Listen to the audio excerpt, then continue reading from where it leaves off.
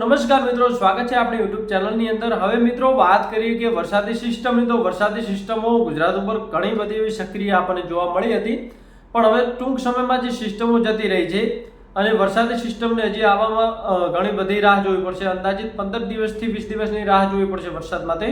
પણ જે આ સિસ્ટમો આવીને વરસી ગઈ છે તેના લીધે જે ખેડૂતોના પાક હતો, જે મગફળીનું વાવેતર હતું, તેની અંદર એવો ઘણો જે નિંદામણ ઉગી ગયો છે। અને આ નિંદામણનો નાશ કરવા માટે ખેડૂતોએ પ્રશ્ન કર્યો હતો કે કઈ દવાનો ઉપયોગ અમારે કરવો જેનાથી જે તરત જ આપણને સચોટ જે રિઝલ્ટ મળી રહે।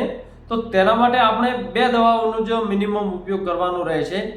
પહેલા તો જે મગફળીને પણ કોઈ અસર ના કરે અને સાથે સાથે નિંદામણનો પણ સંપૂર્ણ નાશ કરી દે, તો એવી બે દવાઓ હું તમને જણાવું છું, જે તમારા નજીકના જે એગ્રો સેન્ટર દ્વારા માહિતી લઈ અને તેનો છંટકાવ કરી દેવો, જેનાથી તમારે જે સંપૂર્ણ નિંદામણ છે બીજા દિવસે નાશ પામશે અને જે મોટા છોડવા હશે તેમને, જે મગફળીના છોડવા હોય તેમને પણ ગતું જે 0% અસર કરશે। ક્યાંક ક્યાંક જે કોકને જે વધારે જે દવા છંટકાવ થઈ જાય તો ક્યાંક પાંદડી દાઝવાનો પ્રશ્ન જોવા મળશે, બાકી જે મગફળીને કોઈ પણ જાતની અસર કરતું નથી અને ટોટલ ટાઈપનું જે તમારા જે ખેતરમાં XYZ ગમે તે ટાઈપનું નિંદામણ છે તેનો નાશ કરશે।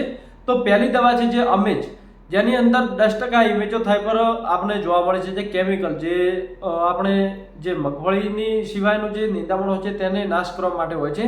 તે જે અમેજ દવા છે તેનો હું ફોટો તમને બતાવી દઉં છું। સાથે સાથે એક બીજી દવા છે જે અંદર એડ કરવાની રહેશે। બંને ટાઈપની જો મિક્સ કરશો તો જે પંક્તિવાળું, જે લાંબી પંક્તિવાળું, જેમ કે આપણે માની લઈએ કે જે જુવારને જે પાંદડા આવે છે, બાજરીને જે પાંદડા આવતા હોય છે, તેવા પાંદડા જે બાળવા માટે આપણે તેની અંદર ફ્યુજીફ્લેક્સ નામની દવા એડ કરી દઈશું, જેનો હું ફોટો તમને બતાવી દઉં છું। કે આ રી દવા જે છે બંને ટાઈપની દવાઓ, તે બંને ટાઈપની દવાઓ તમારા નજીકના એગ્રો સેન્ટરે મળી રહેશે અને તેમની સલાહ મુજબ કેટલી અંદર એડ કરવી તે પણ તેની માહિતી તમારે લઈ લેવી। તો આ બે જે દવા છે જે તેનું જે ચોક્કસ તમને રિઝલ્ટ બીજા દિવસે જોવા મળશે। જે પણ તમારી નિંદામણ છે તેનો સર્વનાશ કરી નાખશે આ જે દવાઓ છે।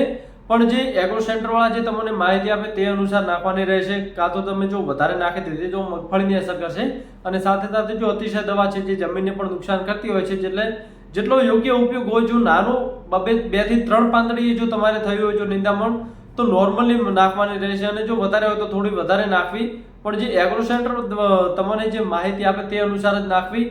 તો આ જે દવાનો ઉપયોગ કરશો એટલે તમારે જે નિંદામણ છે તેનો સંપૂર્ણ નાશ થઈ જશે અને જે મગફળી છે જે ચોખ્ખી એકદમ થઈ જશે અને નિંદામણ જેટલી ઘડી તમારે વધારે હશે તો તેટલી વાર જે મગફળીની જે પોષક તત્વ મળવા જોઈએ તે નિંદામણ ખેંચી લેતું હોય છે અને મગફળીનો વિકાસ અટકી જતો હોય છે। તો નિંદામણનો તો પહેલાં તમારે નાશ કરવો જોઈશે, પછી જે તમારે જે ખાતર અને ટ્રીટમેન્ટ હોય તે તમે મગફળીને આપશો તો તે મગફળીને સારી રીતે લાગશે અને તમને ઉત્પાદન પણ સારું જોવા મળશે। તો આ બે દવાનો ખેડૂત મિત્રો ફરજિયાત ઉપયોગ કરવો, કોઈ પણ મગફળીને અસર કરશે નહીં। જે તમને હું ફરીથી જે બે દવાઓ છે તેમનો જે ફોટો બતાડી દઉં છું, તે જ દવાઓ તમારે લાવીને જે મગફળીની અંદર એકવાર છંટકાવ અવશ્ય કરી લેવો।